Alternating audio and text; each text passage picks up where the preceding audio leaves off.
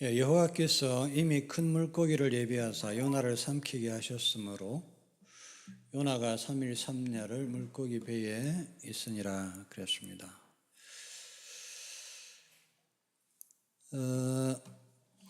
어떤 사람들은 성경이 역사적이지 못하다는 증거로 요나가 고래 뱃속에 있었다는 기사를 듭니다.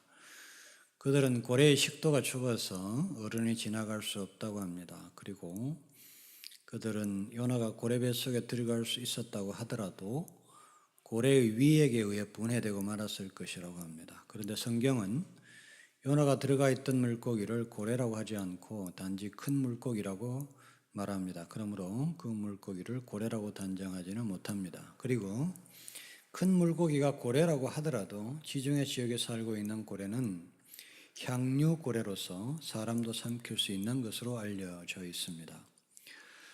프랭크 불렌이라고 하는 사람은 그의 책 향유고래의 배회에서 4m 이상 되는 상어가 향유고래 뱃속에서 발견되었다고 하였습니다. 그리고 향유고래는 죽을 때 언제나 그 뱃속에 있는 것을 다 토해내는 속성이 있는 것으로 알려지고 있습니다.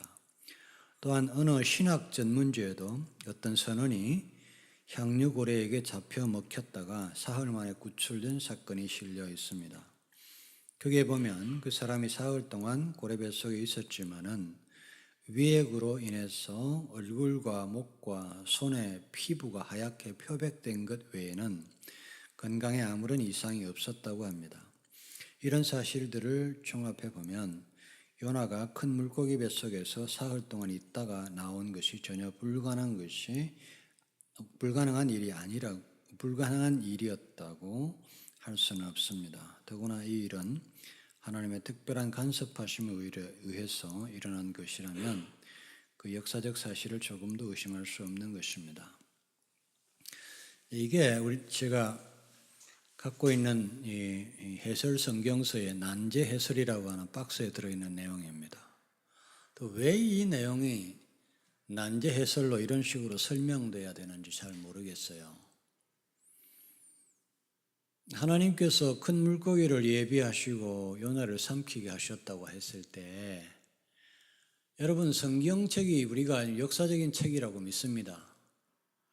그런데 그 성경책에 꼭 합리적으로 이 세상에 존재하고 가능한 일이어야만 그 역사적인 일로 인정받습니까? 우리 예수님께서 누나리 아예 처음부터 존재하지도 않았던 사람의 누나를 말씀으로 그 누나를 만들어내신 일이 그게 합리적입니까? 있을 수 있는 일입니까? 그런 일이 있다고 해서 그게 역사적인 일이 안 될 수 있는 겁니까? 왜 요나가 물고기 뱃속에 들어가 3일 동안 있었던 것이 실제로 있었던 일이라는 것을 논증하기 위해서 제가 앞에서 읽어드린 이와 같은 내용들을 얘기해야 됩니까?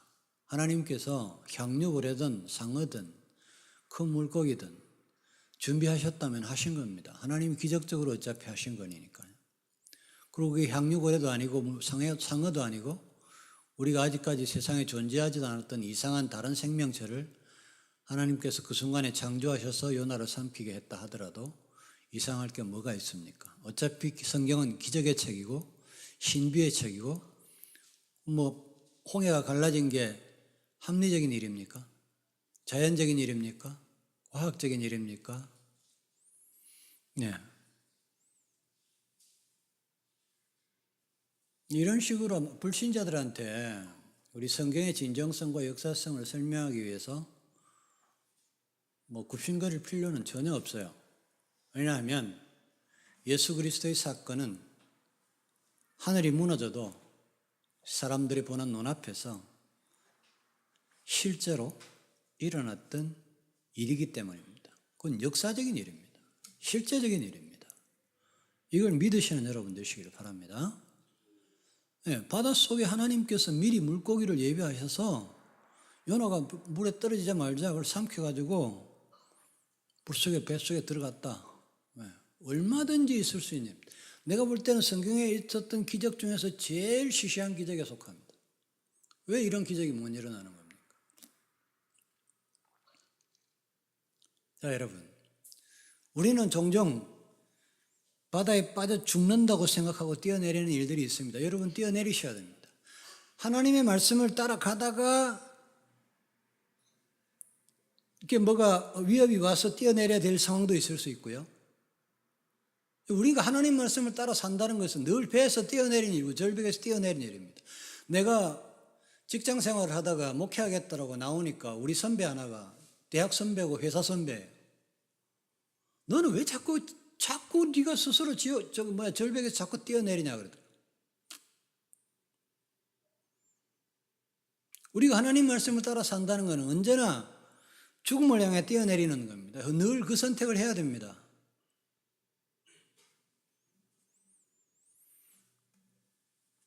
그런데 여러분, 물속에 뛰어내리는 것이 전혀 위험하지 않습니다. 하나님께서는 늘 큰 물고기를 예비하시는 줄 믿으시기를 축원합니다. 우리의 생명을 보존하기 위하여 하나님께서는 늘 큰 물고기를 준비하십니다.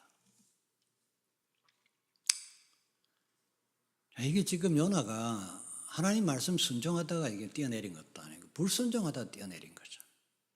불순종하다 자기 발로 뛰어내린 것도 아니고 선원들이 붙들고 집어 던진 거예요. 이 상황에서도 하나님은 물고기를 예비하십니다. 아직도 우리가 죽을 때가 아니라면 하나님은 반드시 물고기든 뭐든 저와 여러분을 위해서 뭔가를 예비하실 것입니다. 그러니까 살든지 죽든지 겁내지 말고 그냥 뛰어내리라면 뛰어내리고 전혀 두려워하지 말고 인생을 살아가는 저와 여러분 되시기를 축원합니다. 예. 자, 물고기 속에 들어갔어요. 3일 동안 있었어요. 왜일까요? 왜 3일일까요?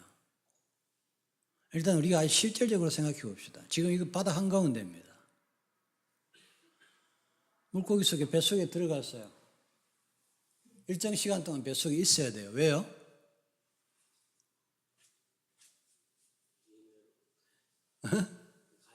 맞습니다. 물고기가 바다 한가운데서 이렇게 요나를 삼켰는데 바다에서 또 토해내면 어떻게 돼버려?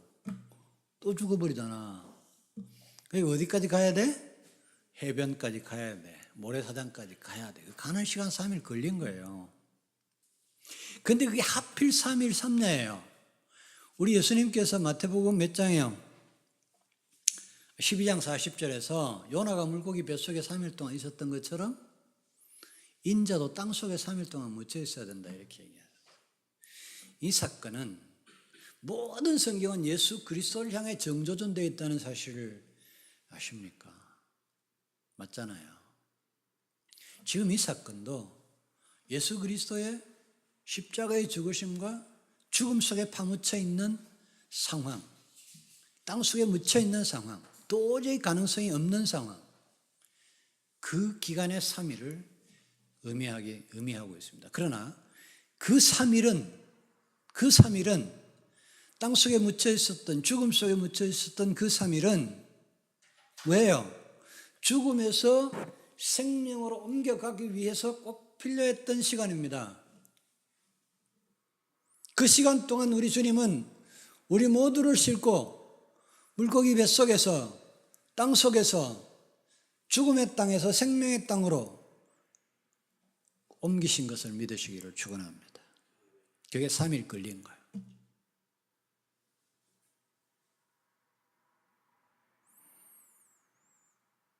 하나님의 위대하신 준비하심과 하나님의 위대하신 구원이 요나에게 그야말로 느닷없는 물고기 뱃속에 들어간다는 황당한 상황이 당했지만 그것은 영원하신 구원의 하나님께서 미리 예비하신 구원의 사역이고 우리의 삶에서 늘 현재적으로 하나님께서 어떻게 우리를 도우시는가에 대한 확실하고 분명한 증거라는 사실을 이 시간에 다시 한번 확인하시는 저와 여러분 되시기를